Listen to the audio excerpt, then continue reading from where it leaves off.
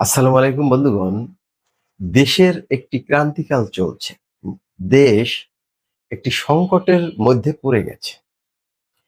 আগামী ফেব্রুয়ারিতে জাতীয় নির্বাচন হবে কিনা এ ব্যাপারে সন্দেহ দেখা দিয়েছে। দেখুন, মির্জা ফখরুল ইসলাম আলমগীর বলেছেন যে যদি নির্বাচনের ব্যত্যয় ঘটে তাহলে সেজন্য ডক্টর ইউনূস দায়ী থাকবেন।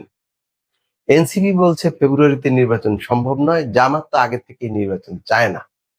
আর একটা শ্রেণী আছে যারা বর্তমানে ক্ষমতা ভোগ করতেছে, তারাও নির্বাচন চায় না। অনেক উপদেষ্টাও হয়তো চায় না, অনেক উপদেষ্টাও চায়। আরো নির্বাচন না হওয়ার যেটা মূল কারণ, যেটা ঘটলে আসলে নির্বাচন হবেই না, সেটা হলো যদি নির্বাচনের আগে গণভোট হয়, মানে আগামী ফেব্রুয়ারির নির্বাচনের আগে যদি গণভোট হয়, হ্যাঁ না ভোট হয়, তাহলে ফেব্রুয়ারিতে নির্বাচন হবে না, হওয়ার সম্ভাবনা নেই। কারণ হ্যাঁ জিতুক আর না জিতুক, তারাই নিজেদেরকে ক্ষমতাবান মনে করে। আর যদি হ্যাঁ জেতে বা না, যারা এখন নির্বাচন কালক্ষেপণ করার জন্য এই গণভোটের দাবি করছে, তারা যদি জেতে, তাহলে তারা বলবে যে জনগণ আমাদের সমর্থন করেছে, আমরাই ক্ষমতায়। আর যদি তারা ঠগে, তাহলে তারা আরো বিভিন্ন ইস্যু সৃষ্টি করে, বিভিন্ন দাবি আদায়ের চেষ্টা করে নির্বাচন আরো পিছানোর চেষ্টা করবে।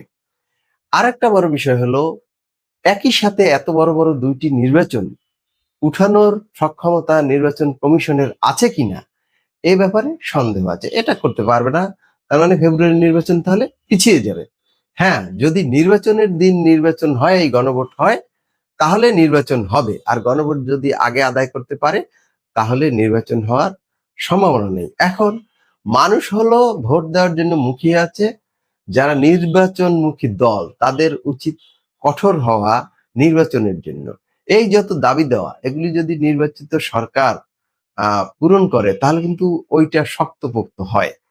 আর অনির্বাচিত সরকার এই দাবি দেওয়াগুলি সৃষ্টি বা পূরণ করলে, বা তারা এইটার বৈধতা আইন করলে, সেটা কতদূর কি টিকবে বা শক্ত হবে এ ব্যাপারে সন্দেহ আছে। তাই দেশকে খাদের মধ্যে না ফেলে, দেশে ভাগ সৃষ্টি না করে, নির্বাচন ফেব্রুয়ারিতেই হওয়া উচিত। এবং যদি গণভোটের প্রয়োজন হয়, তাহলে ওই নির্বাচনের দিনই এর ব্যবস্থা করা উচিত। না হলে দেশ মহা সংকটে পড়ে যাবে। ভালো থাকবেন সবাই। আসসালামু আলাইকুম।